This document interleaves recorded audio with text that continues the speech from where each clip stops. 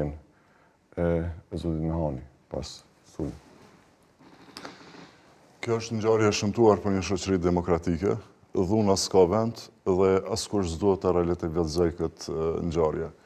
Pra, ne kemi pas zgjedhje disa cikle dhe nuk kanë ndodhur ngjarje të këtyre formasave, prandaj po e quaj të papranueshme për shoqëritë demokratike, sidomos kur vetë tema që diskutohet dhe fillohet emisioni sonte është që është nisur për shkak të rivalitetit partijak.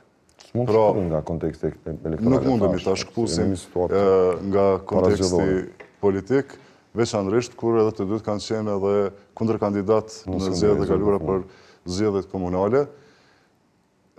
Eskalimi në dhunë fizike është i papranueshëm në shoqëritë demokratike. Thjesht këtë më së pari duhet ta bëj PDK-ja, që çuditërisht është duke heshtur. Duhet ta bëj PDK-ja. Nga që se nuk mund t'i përshkrim gjithë, nuk ka një reagim zyrtar të Partisë Demokratike të Kosovës. Megjithatë ka pas përfaqësues të PDK-s me peshë që unë po flas për reagim zyrtar, siç e pat, kanë thënë që kjo nuk një reagim zyrtar LDK-ja, bie fjala që e dënoi këtë akt, edhe pse asnjë akteri tyre nuk ishte i përfshirë në këtë situatë, në këtë rrethon, nuk duhet përzihen temat dhe në fund të vinë në arsyetime të akteve të tilla të cilat janë vepra penale. Nëse sot i lënduari ndodhet në spital, në rastin më të mirë ka lëndime të lehta trupore. Edhe kjo është vepër e dënueshme. Megjithatë, që ne mos t'ia bëjmë gjyqjen askujt. Ne jemi këtu për të analizuar faktet. Kjo ngjarje fatkeqësisht është edhe më e rëndë kur dihet se ka ndodhur në mes të ditës në një lokal të frekuentuar ku ka shumë dëshmitar, me siguri ka edhe kamera dhe unë du të besoj në shtet që du të zbardh deri në fund këtë ngjarje dhe sigurisht që autorët t'i vë para drejtësisë, para përgjegjësisë.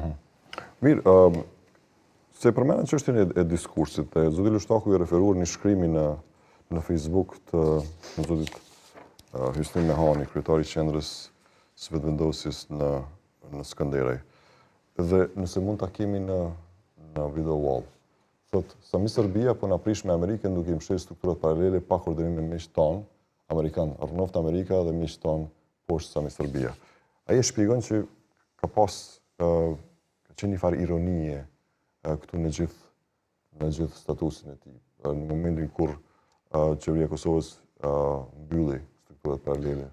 Nëse kthejmë edhe statusin e zotit Lushtaku, unë nuk e kam të qartë nëse i referohet këtij statusi apo ka pas ndonjë provokim aty në kafe. Prandaj po them organet e rendit me siguri do ta zbardhin deri në fund të situatës. Statusi nuk e di. Nëse i referohet statusit, atëherë pas ka pas ironi. Nëse i referohemi asaj çfarë tha zoja Arieta Feza, që ishte me zotin Mehani, ai tha që zoti Lushtaku t'i këtë thënë, t'i drejtuar zotit Mehani edhe t'i këtë thënë kush je ti që shkruan kështu gjërash për mua. Jo, ne pa ta fjalën për statusin e zotit Lushtaku, kur thotë se u ndjeva i provokuar, unë nuk e di nëse e ka thujt në atë moment, apo i është referuar këtij statusi. Zoja Feza e dha shpjegimin e saj për momentin. Dakor. Po shkaku se zonja Feza është bashkëpartijake me zotin Mehani, prandaj po mundohem që të jem i balancuar në deklarim. Këtu pas ka një ironi në kuptimin kur i thojnë Albinit me të njëjtin epitet kur ndërmerr veprime kundër strukturave paralele serbe. Se sa është kuptu kjo ironi edhe se si mund të jetë prit, unë nuk du të besoj që shkaku i kësaj ka ardhur deri te kjo ngjarje. Po nëse është kështu atëherë me të vërtetë nuk është as pak e hishme për një shoqëri ku ne jetojmë. Dhe aq më tepër kur bëhet fjalë për një kryetar komune, ku edhe zoti Mehani është qytetar dhe merr shërbime prej asaj komune, pra po flasim apo që është zëvendës ministër tash me sa kuptova në sepse ka një gjë vetë që ty jap pastaj edhe fjalën tjetër.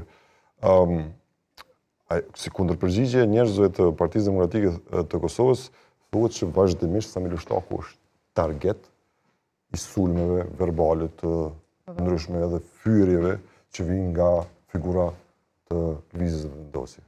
Po e ka thënë zoti Lushtaku edhe këtë dhe në zgjedhjet e kaluara, po nuk kanë shku deri në dhunë fizike. Dhuna fizike, po them, nuk arsyetohet në asnjë rrethon, është vepër penale. Edhe nëse ka pas ndonjë pakënaqësi me këtë status edhe me shumë qëndrimet të tjerëve janë rrugë tjera të cilat e ndiqen. Qoftë edhe për një llosje të imazhit, janë gjykatat, mund bëj pa ditë, po dhuna fizike nuk është zgjidhje në asnjë rrethon. Çfarë shembulli na ju japim trive? Ne në momentin që e kemi një post, në këtë rast, zoti Lushtaku apo zoti Mehani, duhet ta kesh parasysh që ki përgjegjësi edhe ndaj opinionit.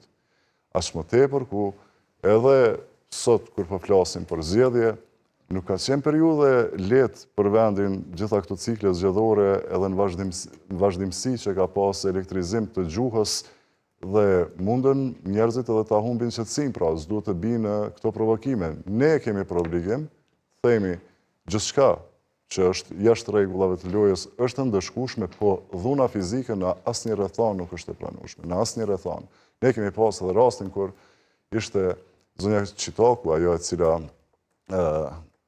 u atakua me fjalor jo të përshtatshëm nga deputeti Fatos Gezi dhe reaguan gjithë, përfshi edhe lëvizjeve vendosje që ndëshkoi këtë gjuhë për të mos u normalizuar në shoqëri demokratike. Dakor se do dalin të lista, ndëshkuar gjuha, por u fut në listë prap. Në këto rrethona, dakor, atë mund ta diskutojmë, po flas në parim se si funksionohet për të mos u normalizuar, për mos të pranuar.